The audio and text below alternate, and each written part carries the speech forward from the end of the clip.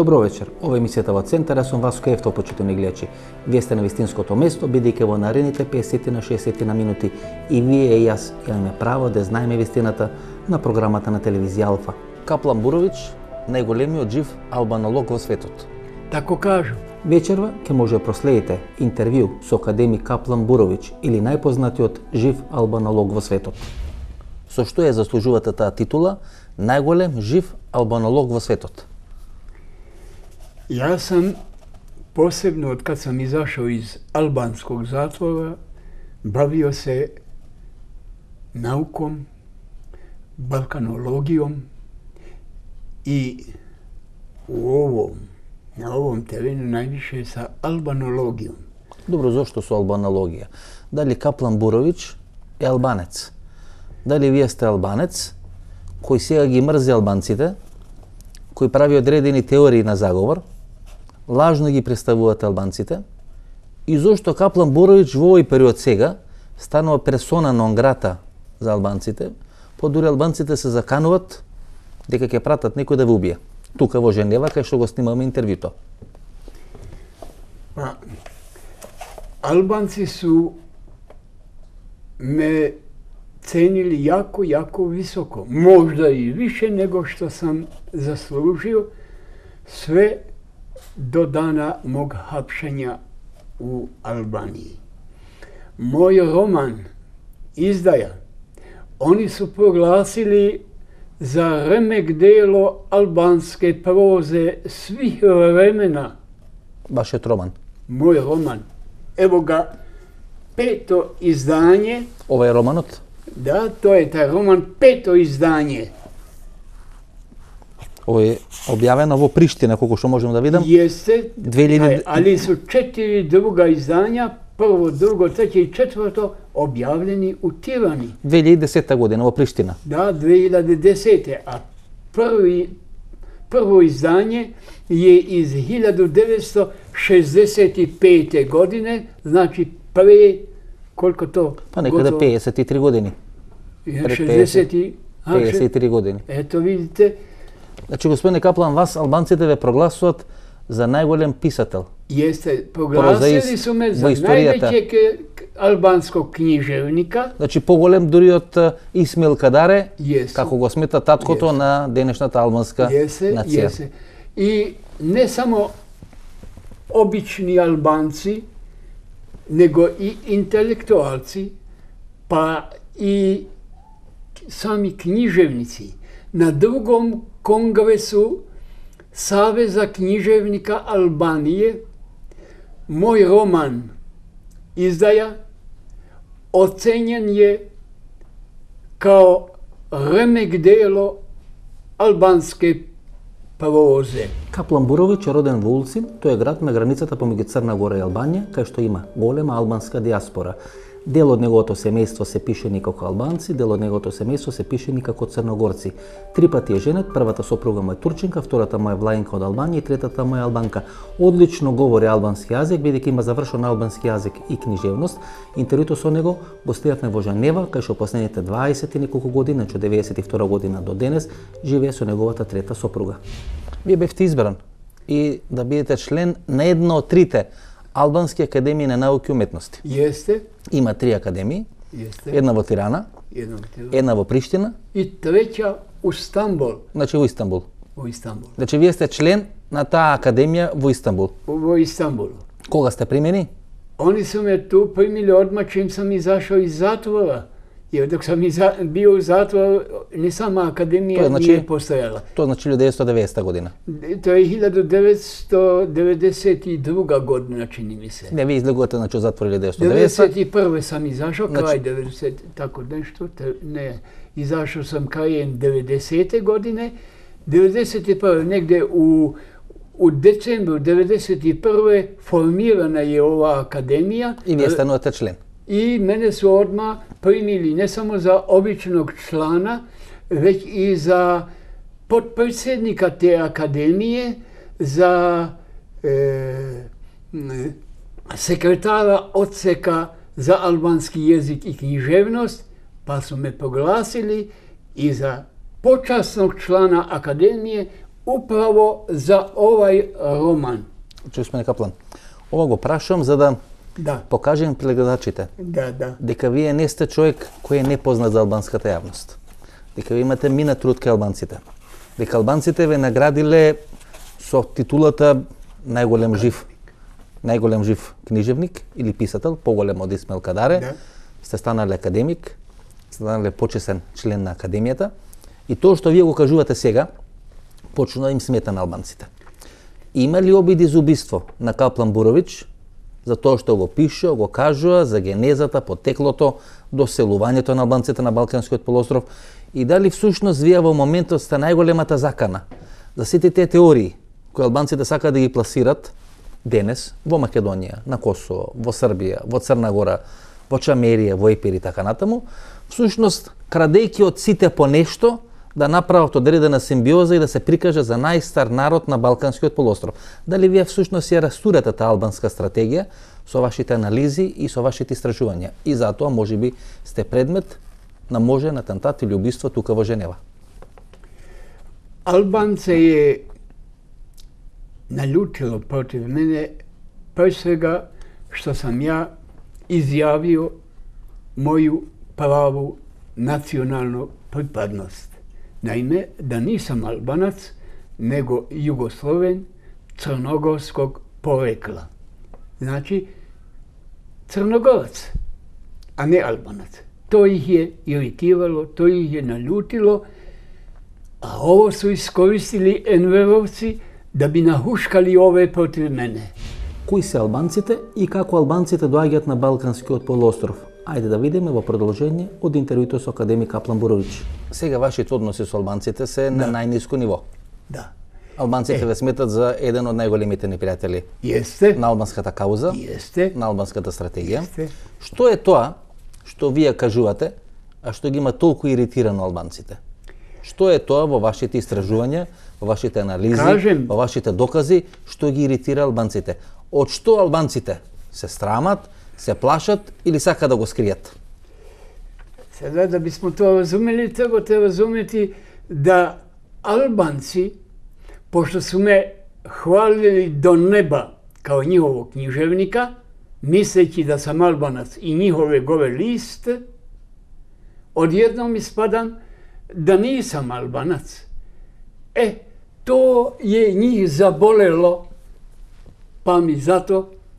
pa su zato ustali protiv mene, instruirani direktno od albanskog Sigurinija.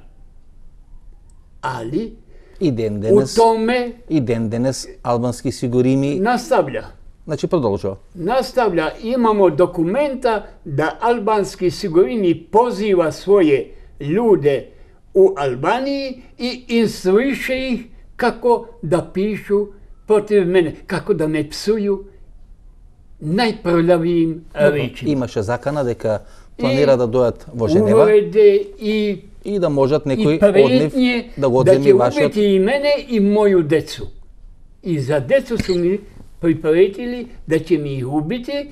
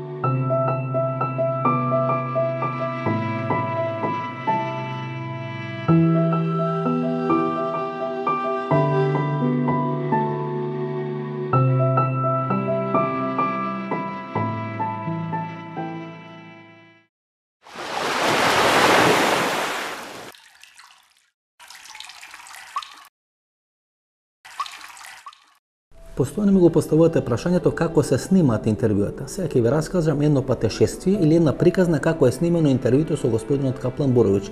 Интервјуто е снимено во Женева минатиот четврток. Ние на снимање на тој интервју тргаме од Словенија, од градот Порторош. Од Порторош до Женева растоањето е некаде околу 750 километри. Тоа е снимено во четвртокот, значи тргаме некаде 7:30 наутро во четвртокот, ги поминуваме тие 750 км, поминуваме преку Венеција, преку Милано, преку Торино и преку Гренобол влегуваме во Швајцарија. Стигаме после 8 сати, значи некаде околу 17 часот по македонско време ние стигнуваме во Женева и го снимаме интервјуто со господинот Каплан Буровиќ. Снимањето завршува некаде околу 21 часот и ние се враќаме назад. Доаѓаме до швајцарската граница, таму нема живопиле, ја поминуваме швајцарската граница.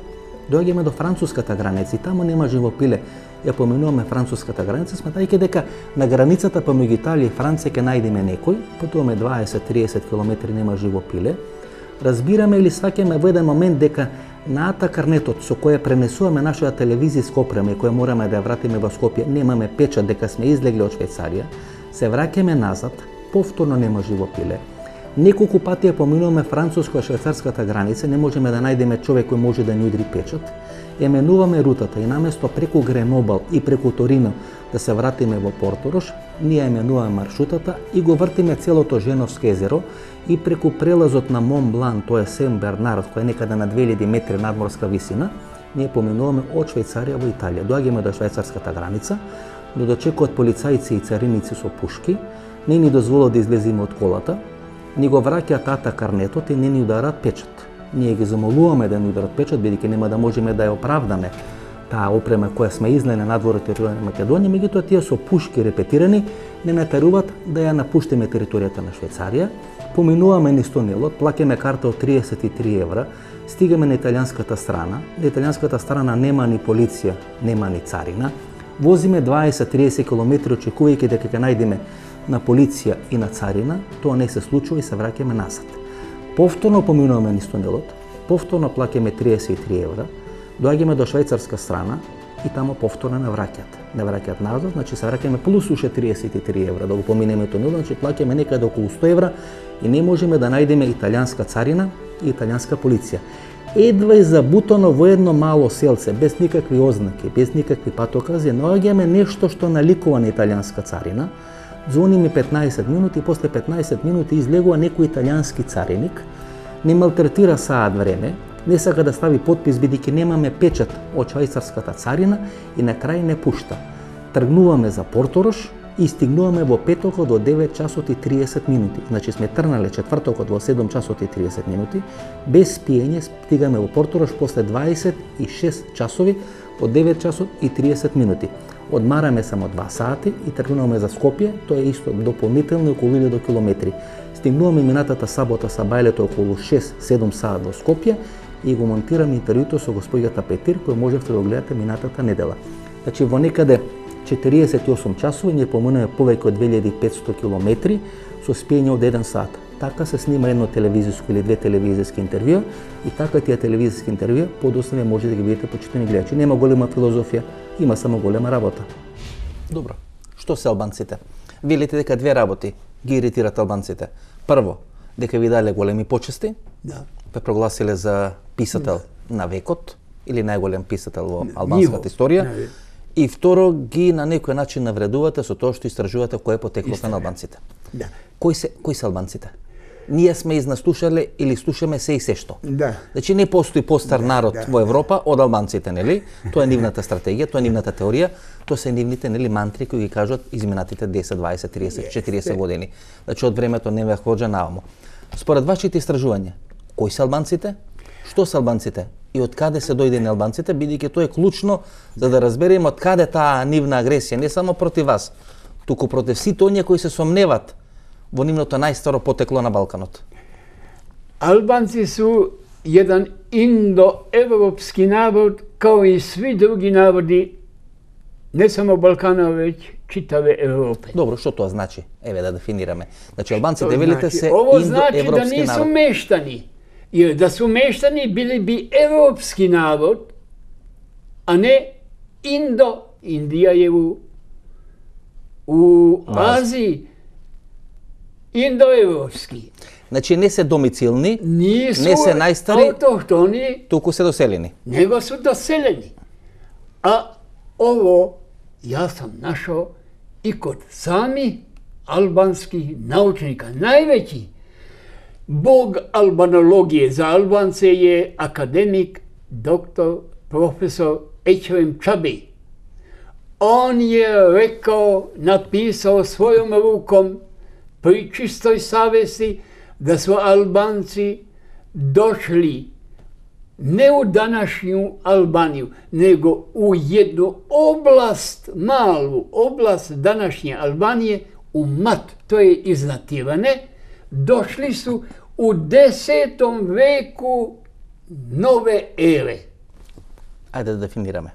Значи во 10. век. Значи дури после словените. Албанците се дојдени на Балканскиот полуостров. Да. Дали таа теорија дека се дојдени во 10. век и вие ја делите? Дали во вашите истражувања, многите елементи, многите докази да биде потврдена таа теорија дека албанците се доселени во 9. век? Бидејќи јас кога сум читал некои ваши книги, ви велите дека се дојдени барем малку порано. Да. Што според вашите истражувања е точно? Кога албанците и од каде доаѓаат на Балканскиот полуостров? Јас сам прихватио Ekrema Čabija, on mi je bio profesor. Slušao sam njegova predavanja na univerzitetu u Tirani i družio sam se sa njim. Jedan od mojih albanskih prijatelja koji me i cenio i podržao, jako snažno me podržao, i ja imam veliko poštovanje za njega i kao čovjeka, a posebno kao naučnika. Ja sam kod njega našao da Albanci nisu autohtoni, nego su došli u 10. veku po njemu, ali sam to našao i kod drugih naučnika, svetskih, pa sam došao do zaključka da su upravo otkrića svetskih naučnika primorala i Ekrema Čabija da cedira i da prihvati ono što su svetski naučnici konstatirali. Tako, jedan svetski naučnik i najveći albanolog za svoje vreme, akademik austrijski, profesor dr. Gustav Mayer, studirajući problem Albanaca, došao je do zaključka da su Albanci braća sa Litvancima koji su na obale Baltičkog mora. Što znači da su Albanci pre dolaska na Balkan, gdje i danas srećemo, bili na obale Baltičkog mora. Добро, да дефинираме, ќе се извинам. Значи, албанците имат индоевропско потекло. Индоевропско. Значи, не се домородни. To priznaju i sami albanski naučnici. Значи, не се домицилни, Nisu не domicilni. се автохтони. Nisu autohtoni. Значи, од тој индоевропски континент или од Индија, тие се населуваат или почнуваат да се доближуваат до Европа и до Балканот. Da. Како оди патот на доселување на албанците од Индија на Балканскиот полуостров? Можете ли врз база на некои докази, јазик, говор, традиција, било што друго, да го детектирате патот на албанците? Како што бил патот на свилата, да речеме, пред 10-15 века, каков е патот на албанците да дојдат и да се населат на Балканскиот полуостров? Da, da. Put Albanaca se vidi u njihovom jeziku. Ako uporedimo albanski jezik sa litvanskim, vidjet ćemo da je istina ono što je rekao Gustav Mayer, a što je prihvatio i Ekrem Čabi, da je albanski jezik brat litvanskog jezika, ima puno litvanskih reči. Puno. Okle litvanske reči kod Albanaca, da nisu Litvanci bili na obale Jadranskog mora, gdje su danas Albanci, nisu bili. Litvanci su bili i jesu na obali Baltičkog mora. Ovo znači da su Albanci bili tamo. Idemo dalje. Albanci imaju puno, ne samo reči, nego i folklornih, etničkih karakteristika iz rumunskog jezika i rumunskog melosa. Okle ovo rumunski jezik kod Albanaca. Pa Albanci su živjeli sve do 679. godine sa Rumunima, tamo u Rumuniji, na padine planina Beskidi i Karpati.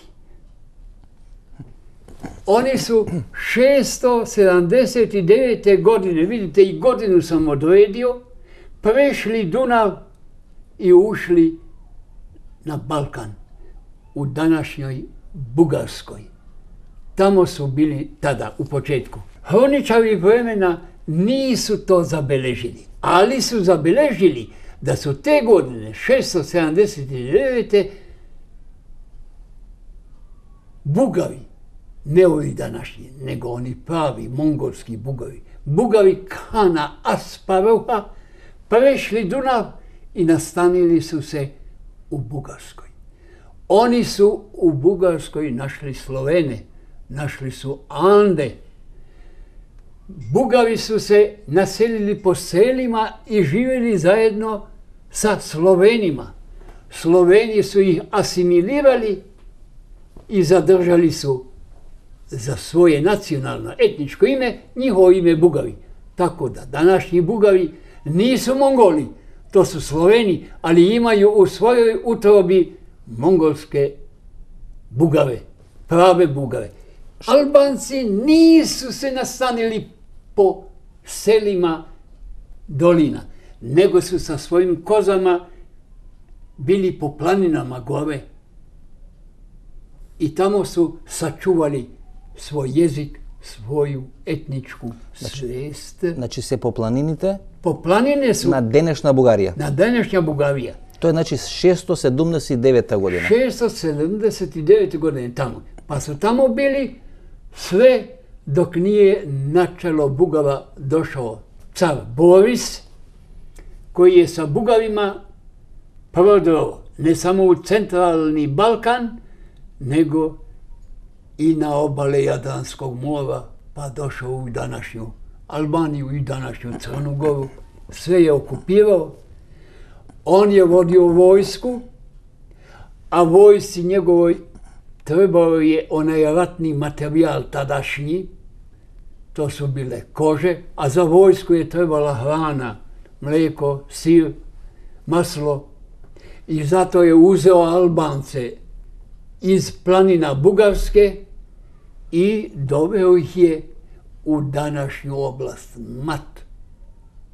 To je negde u 9. veku, znači jedno 100 godina prije one koji je odredio Ekrem Čabe. Zašto nije ranije? Ranije je registrirano stanovništvo Balkana, posebno stanovništvo današnje Albanije. Takozvani agrarni zakon. Svi su tamo registrirani, Albanaca nema. Što znači, kad je registriran ovaj zakon, to je 8. vek, Albanci nisu bili tu. Zato kažem da su došli u 9. veku, poslije tog zakona. Zakon nam dokazuje da Albanci u 8. veku nisu bili tu. A u 9. veku moguće da su bili, pošto je car Boris došao sa vojskom, on je doveo i Albance sa planina Bugarske u današnji Mat. To je oblaste iznad Tirane, mala oblaste. Tada Albanci su bili jedan mali narod. Oni ni iz Rumunije nisu svi prešli Dunav. Jedan je deo ostao u Rumuniji, pa su se asimilirali od Rumuna.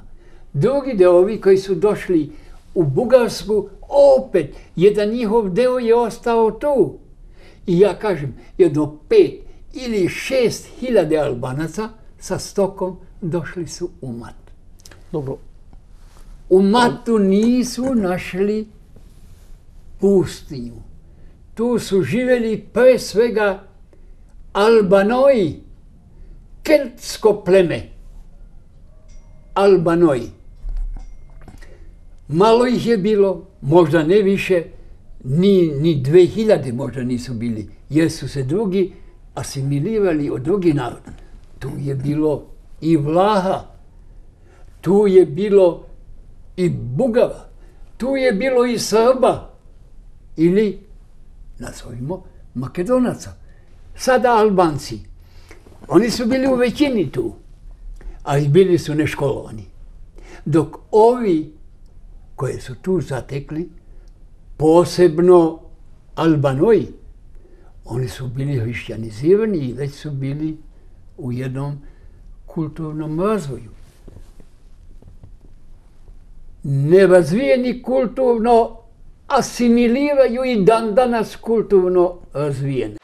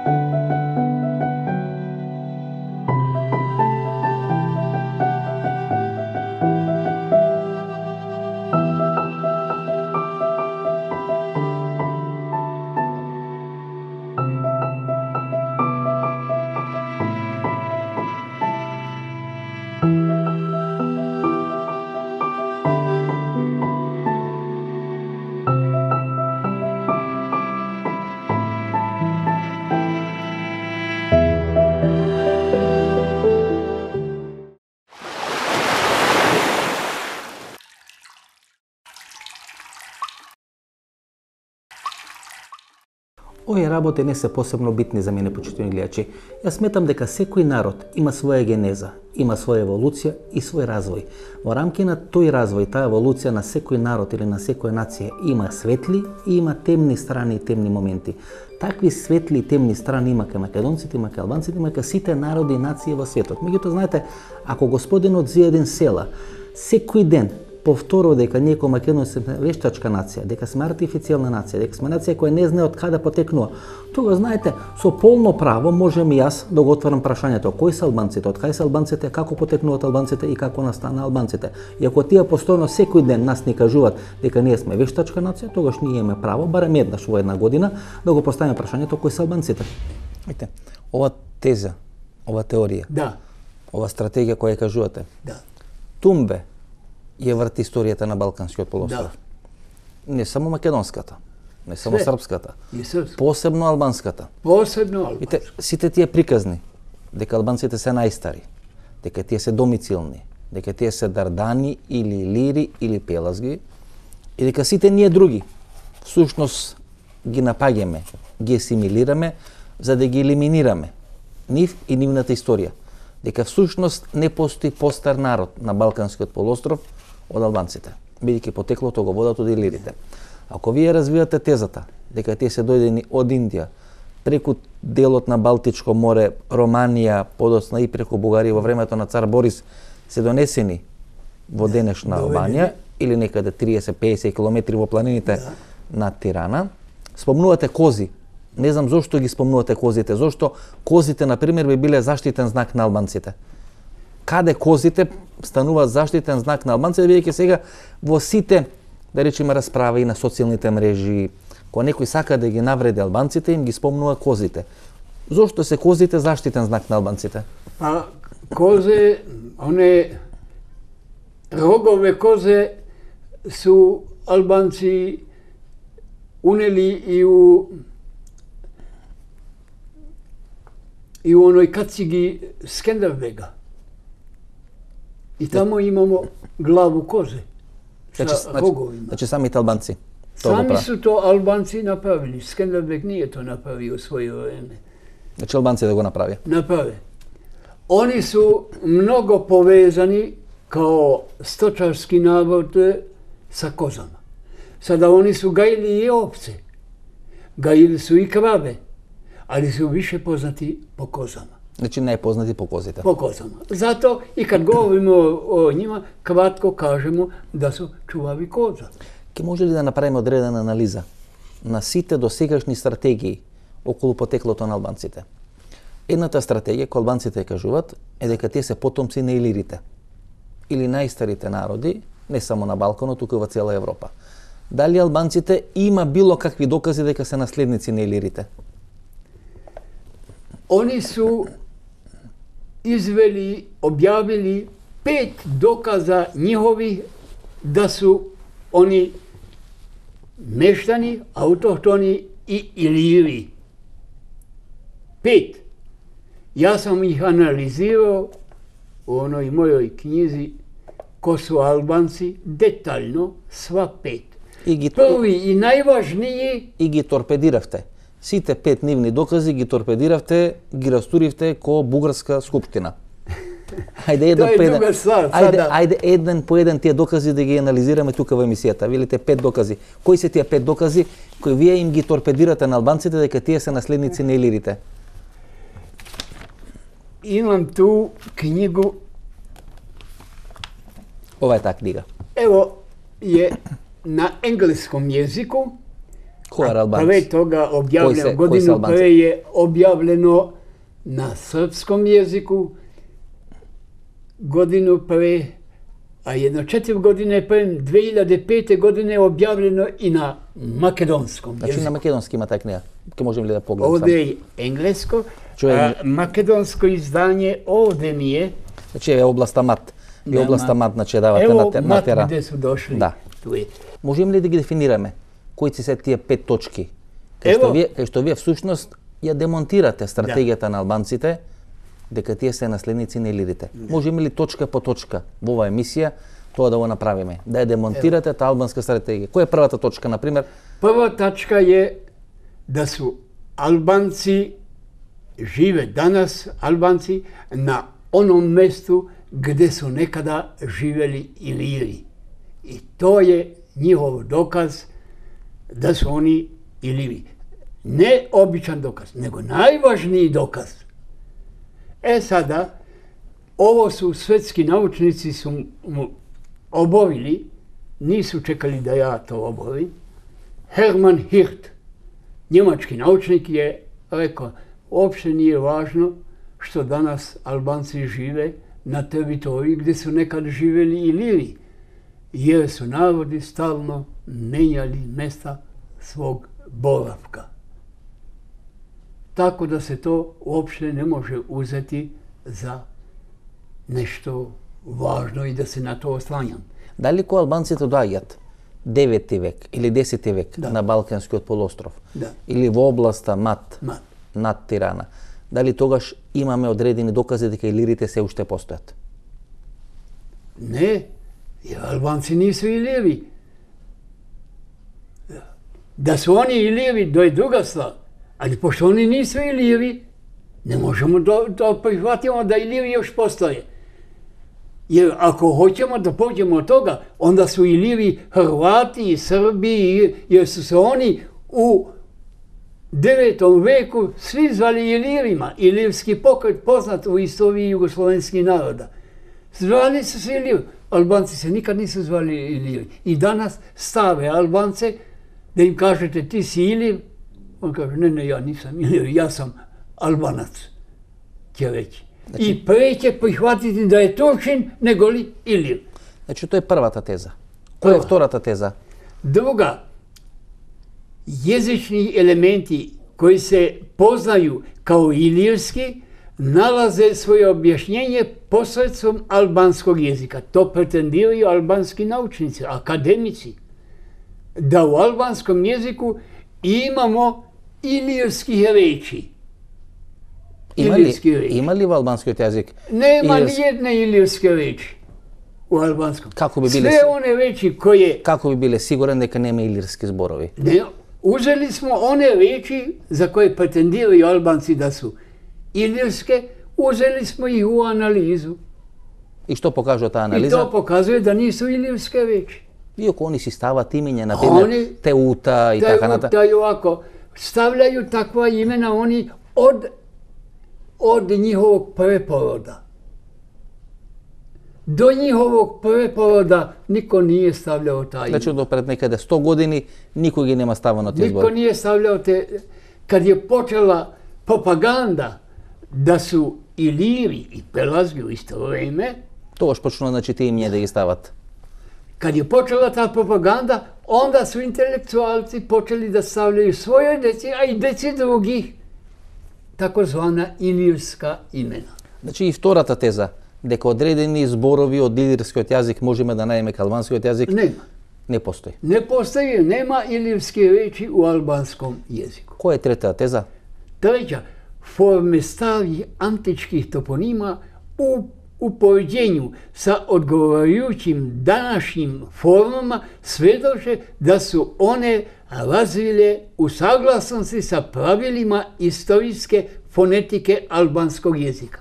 I ovo nije istina. Što to znači? Jer razvoj reči albanskog jezika nema veze sa ilirskim rečima. Jer kod ilirskih reči imamo onaj fenomen koji nazivamo kentum, dok kod albanskih reči imamo drugi fenomen, onaj koji nazivamo satem. U grupi satem jezika ulaze indijski, to je sanskritski, persijski, armenski, tračanski, svi baltičko-slovenski jezici, ruski, srpski i albanski. Dok u kentum jezike ulaze latinski, etrurski, keltski, grčki, germanski jezici, tokarski, hetitski i ilirski. Sada ima i primjere. Henrik Barić, koji podržava ovu podelu jezika, kaže: albanaški jezik je neosporno jezik grupe satem u kojoj su indoevropski palatali, grleni saglasnici, zamenjeni sibilantima. U povedi albanaški sor, to na srpskom znači čapka ili gavran, ili kako kažemo drugčije za gavrane, čapke kažemo u Ulcinju i gavrane. Da, čapka, gavran. Latinski kornis, albanski imamo zor, litvanski zarna, nemački gavn.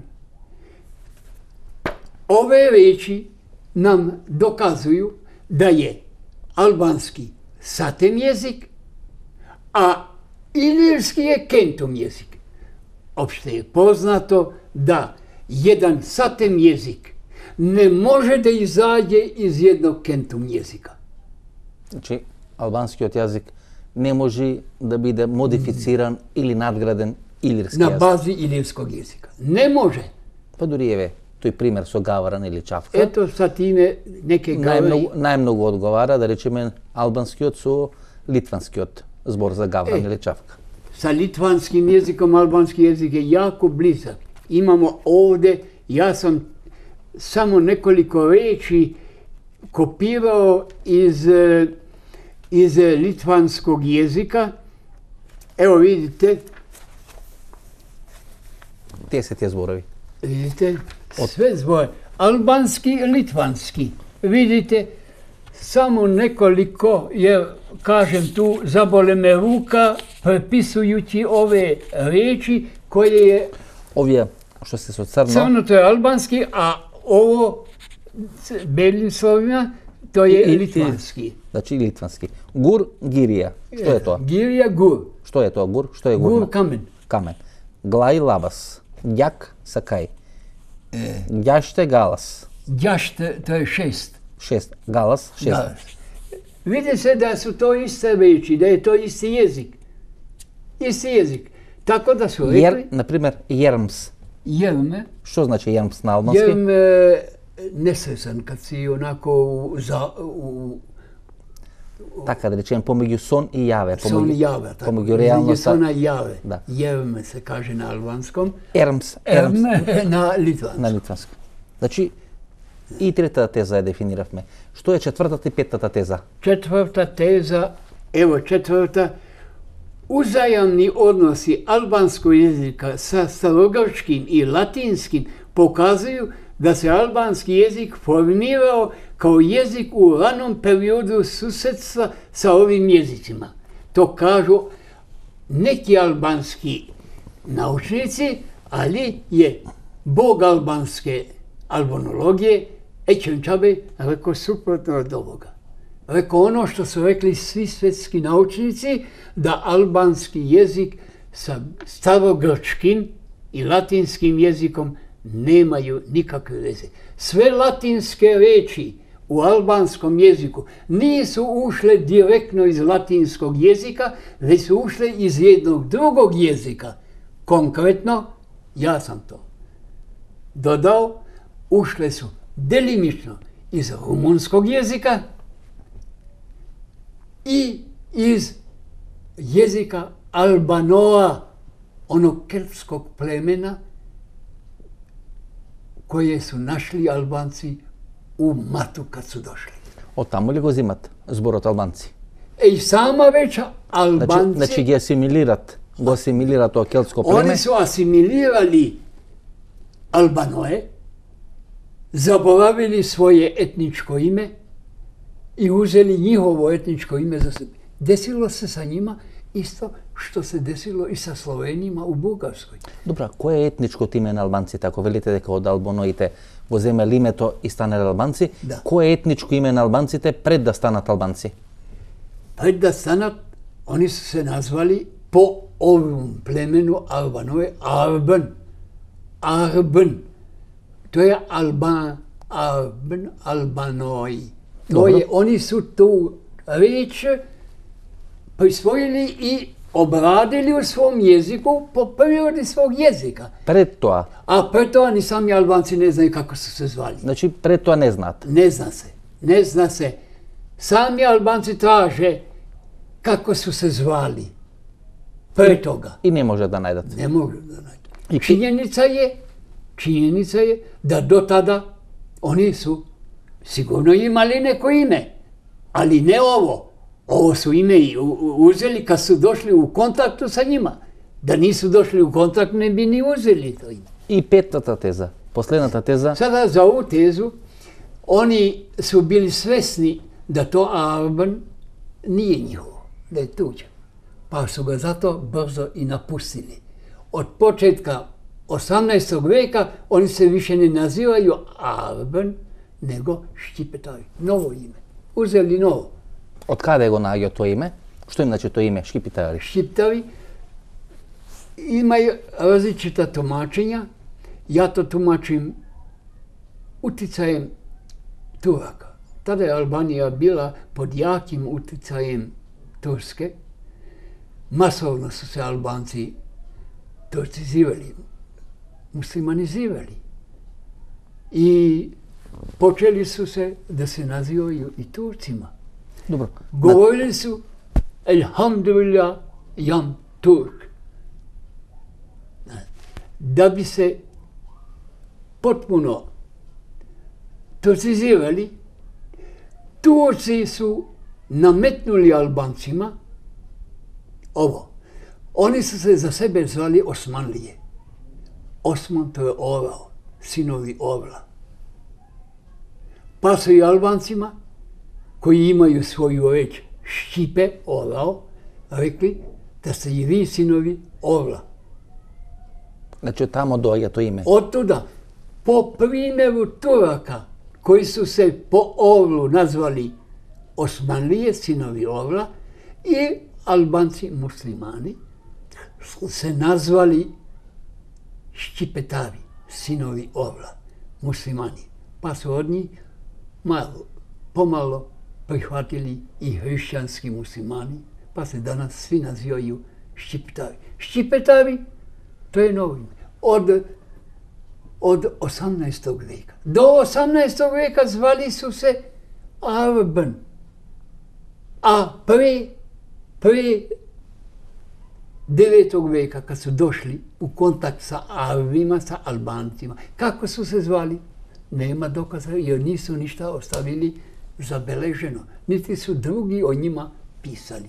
И петата теза, последната теза. Peta teza, uzajamni arheološki i drugi dokazi materijalne i duhovne kulture albanskog naroda svedoče da ima kulturnog kontinuiteta od Iliva do Albanaca.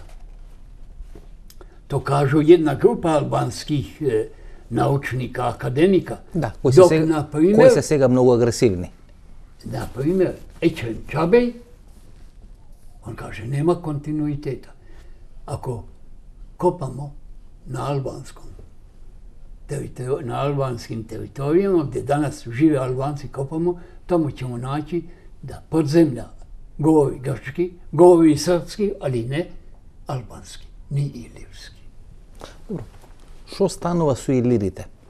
Ако албанците не се наследници на илирите, има одредена теза дека некаде 6-7 век ќе илирите не постојат. Не постои. Ги нема. 6 века. Значи некаде 2-3 века најмалку постои расчекор временски помеѓу доаѓање на албанците на Балканскиот полуостров според вас и исчезнувањето на илирите. Имамо доказа, зато имамо документа да су такозвани варвари kad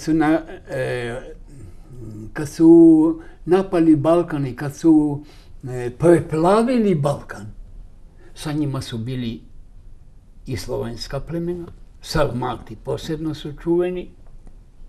Kad su preplavili Balkan, pustošili su, pljačkali su, palili su, ubijali su, što je živo dopalo u njihove ruke, vodili su kao robove. Значи или се убиени илирите, Iliri su delimično ubijeni. како робови однесени. Delimično su se odveli su ih sa Balkana gdje su oni otišli, ti varvari. Odveli ih sa sobom. I tamo su ih asimilirali. Значи исчезнуват како род, како племе. Jedan mali deo Ilira sigurno se sklonio po šumama i kad su došli Sloveni i počeli da obrađuju, i oni su izašli iz šume i zajedno počeli da žive sa ovim Slovenima, pa su se asimilirali od Slovena. Tako da traga ilirskog posle 6. veka u 7. i ovamo nema više. Сони Бурич, има втора теза, која некаде пред 1 или 2 години еден турски историчар ја објави книгата во Истанбул и вели дека прави одредена анализа на елементи кај албанците, денешните албанци и курдите, кои се слични. И наоѓа мноштво на докази дека албанците во својот карактер, во своите обичаи, во своите култури, во своите традиции и така натаму, многу личат на курдите. Има ли некои елементи кои може да потврдат или да демантираат таа теза дека албанците имаат одредена генетика, потекло, традиција или врска било каква историска со курдите? Ja tog Turčina nisam čitao, ali sam čitao druge koji nešto tako govore i kažem vam, taj Turčin ima pravo, ali ograničeno, ne potpuno. Što to znači? Ovo znači, ako idemo kod Albanaca, naći ćemo koji su i liče na Kurde i moguće da pamti da su mu preci došli otuda, jer su Turci stvarno doveli Kurde na Balkan za svoje poslove, za svoje ciljeve. Ove Kurde koji su došli na Balkan, Albanci su asimilirali. I zato sada kod Albanaca imamo, nemojmo se čuditi ako nađemo i kojeg Albanca koji zna kurdski jezik. Bar nekoliko veći iz kurdskog jezika pamti koje je nasledio kod kuće. Курдите кои се доселени на Балканскиот полуостров или турците ги носат одредени своји потреби, се албанизирани. Albanizirani su. Некој доказ за тоа? Некој dokaz. Pa nemojmo dalje otići. Evo Nedžmije Hodža, udovica Envera Hodže. Pitajte šta je ona? Ona nije Albanka. Što je? Od ovih što je Turska dovela na Balkan. Od Kurdite? Od Kurdite ili kako se nazivaju ti narodi koje su Turci doneli na Balkan da bi napravili zid prema Srbiji.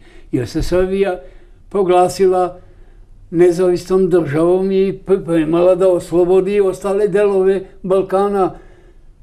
I da bi se branila, Turska je dovela tuda iz Turske imperije i Kurde i druge narode, napravila zid Sandžaku i tamo ispod Niša.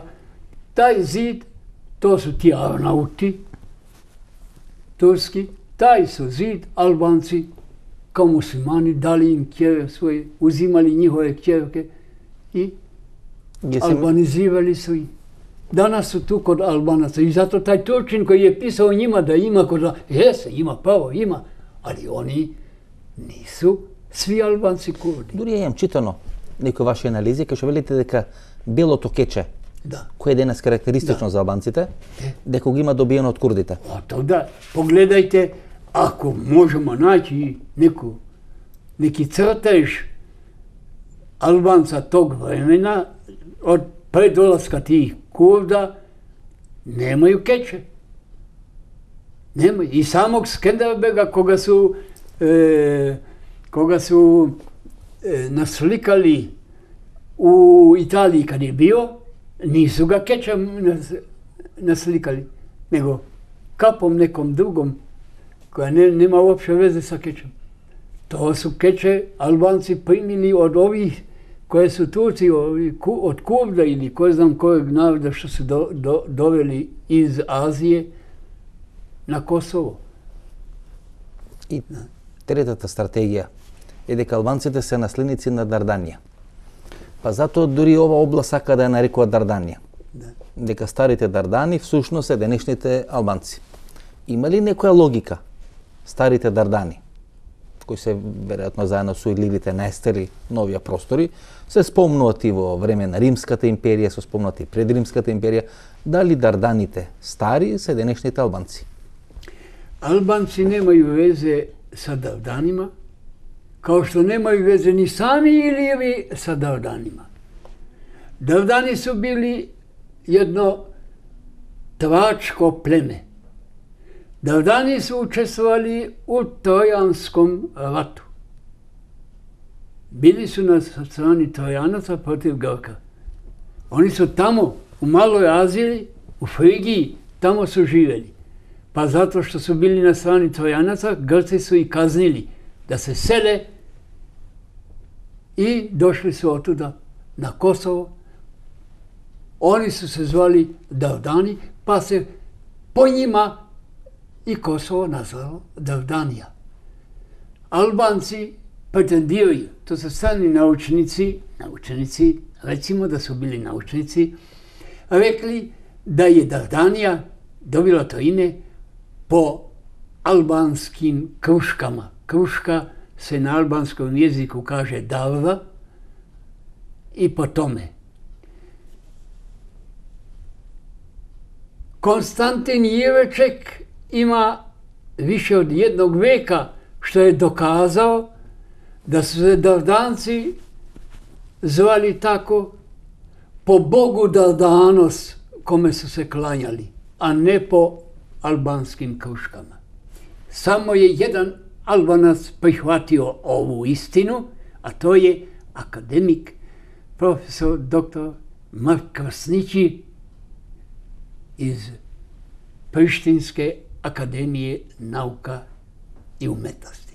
Svi Albanci znaju to dobro, ali ćute i nastavljaju da udaraju doboš da su oni Dardanci po kruškama, albanski. Господине Каплан, од каде почнува таа стратегија?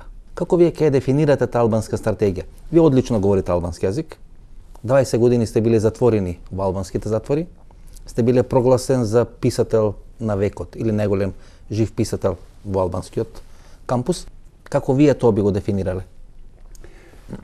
Ovo je počelo sa albanskim preporodom 1878. godine kada je osnivana ona Prizrenska liga.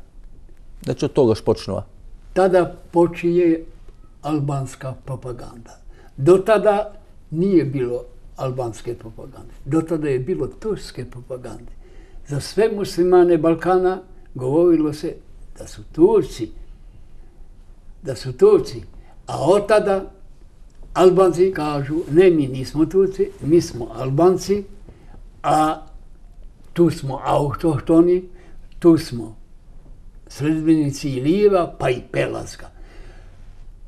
Ovu ideju nisu oni izmislili. Ovo su izmislili austrijski naučnici ili nazovi naučnike koji su bili u službi austrijskog imperializma i pripremali teritoriju Albanije da je prisvoje kao što nam prisvojiše Bosnu i Hercegovinu. Oni su upravo te godine, 1878. godine, nadavili, prodavili, došli u Bosni i Hercegovini, uništili ustanak Bosne i Hercegovine i uspostavili svoju vlast u Bosni. I pripremali su se sada da prodiru i u teritoriji Albanije. Kako da prodiru tamo? Budeći Albance, podržavajući Albance tim pričama, tim snovima da su oni autohtoni, da su oni Iliri i Pelavski. Oni su zato vrbovali naravno i albanske intelektualce. Bilo je tih albanskih intelektualaca ne samo među Turcima, koji su završili visoke škole kod Turaka, ali je bilo i među Italijanima, koji su završili visoke škole u Italiji.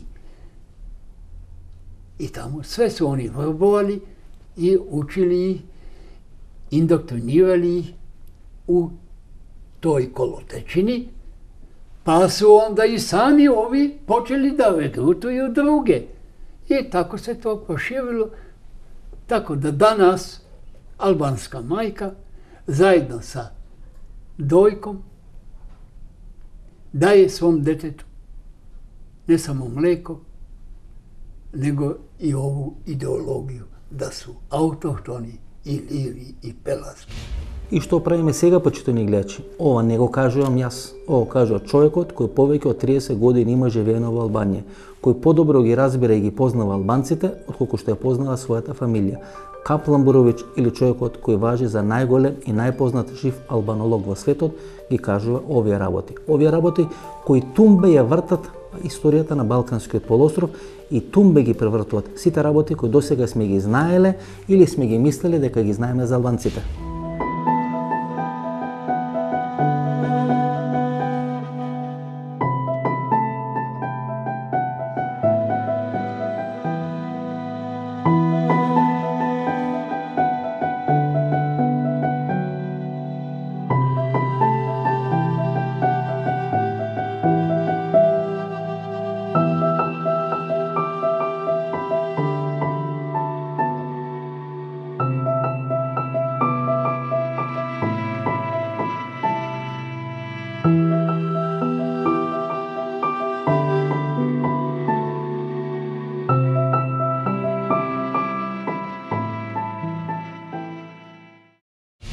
Ова беше емисијата во Центар, ова беше само еден дел, поголемиот дел од интервјуто со господинот Каплан Бурович, остана уште 15 минути, бидејќи немавме доволно време и простор, тие 15 минути или тие ексклузивни 15 минути, како се албанците доселени на територијата на Република Македонија, ќе ги емитуваме идната емисија, идната недела, плюс уште две ексклузивни интервјуа, меѓутоа да не открива многу, ќе не гледате идната недела во истото време. До тогаш пријатно вечер Македонија, каде и да си.